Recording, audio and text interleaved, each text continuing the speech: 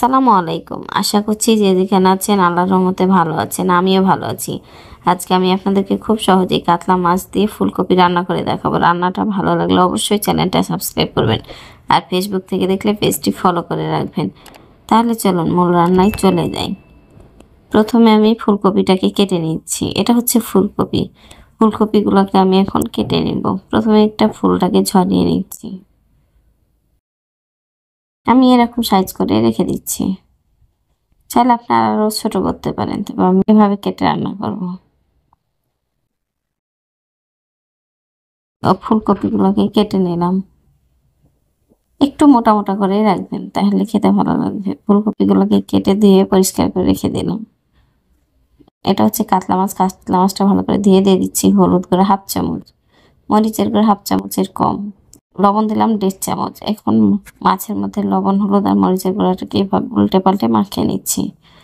চুলার উপর প্যান বসিয়ে দিয়ে দিচ্ছি সরিষার তেল। তেলটা যতক্ষণ ভালোভাবে গরম না হয়ে আসবে ততক্ষণ মাছটা দেবেন না। দেখেন আমার তেলটা গরম হয়ে গেছে, ধরতে লেগেছে। তখন আমি লবণ হলুদ মেখে রাখা মাছটাকে দিয়ে দিচ্ছি। আর অবশ্যই তেলটা ভালোভাবে গরম হলে মাছটা দেবেন, তাহলে কি হয় যে আপনার মাছটা প্যানের সাথে লেগে যাবে না। আমার মাছের নিচ সাইডটা হয়ে গেছে, তখন এভাবে উল্টে দিচ্ছি। আমি খুব মুচমুচে করে ভাজবো না, মাছটাকে ভেজে নিব, তাহলে মাছের যে একটা আঁশের গন্ধ সেটা বোঝা যায় না। মাছগুলোকে উল্টে দিলাম। আমার মাছটা ভাজা হয়ে গেছে। আমি প্যানটাকে সরিয়ে চুলার উপর আরেকটা প্যান বসিয়ে দিলাম। আবারও দিয়ে দিচ্ছি সরিষার তেল। তেলটা যখন গরম হয়ে এসছে তখন পেঁয়াজটাকে থেতো করে নিয়েছিলাম 1.5 চামচ দিয়েছি। আদা রসুন বাটা দিলাম 1 চামচ। এখন মশলাগুলোকে নেড়ে চেড়ে ভেজে নিব। যখন মশলা থেকে কাঁচা গন্ধ চলে গেছে তখন দিয়ে দিচ্ছি মরিচের গুঁড়া 1/2 চামচের একটু কম, যে যেমন ঝাল খাবেন। হলুদ দিলাম 1 চামচ। মশলাগুলোকে একটু নেড়ে চেড়ে ভেজে নিব। মশলাটা যেন পুড়ে না যায় সেজন্য দিয়ে দিচ্ছি পানি। একটু নেড়ে দিলাম। দিয়ে দিলাম ধনিয়া গুঁড়া 1/2 চামচের কম, ভাজা জিরা গুঁড়া দিলাম 1/2 চামচ। এখন মশলাটাকে ভালোভাবে কষে নেব। দিয়ে দিচ্ছি লবণ স্বাদ মতো। মশলাটা আমার যখন কষানো হয়ে গেছে তখন দিয়ে দিচ্ছি ফুলকপিগুলো। আর ফুলকপিগুলোকে ধুয়ে অবশ্যই ঝাঁকার উপর রাখবেন, কারণ ফুলকপির যে একটা এক্সট্রা পানি সেটা কষার সময় বের হয়ে যায়। ঢাকনা দিয়ে ঢেকে দিলাম।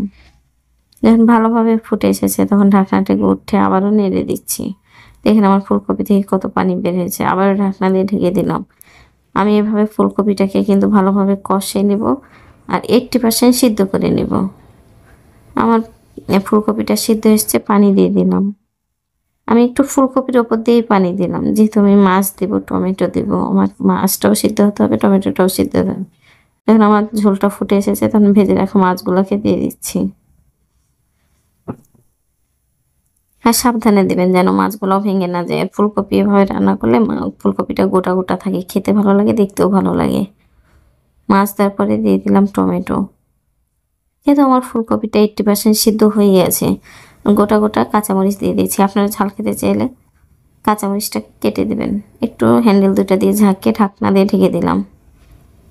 2 মিনিট পর ঢাকনাটা আবারও উঠে নেড়ে দিচ্ছি আর ফুলকপিগুলোকে একটু উপরে উঠে দিচ্ছি।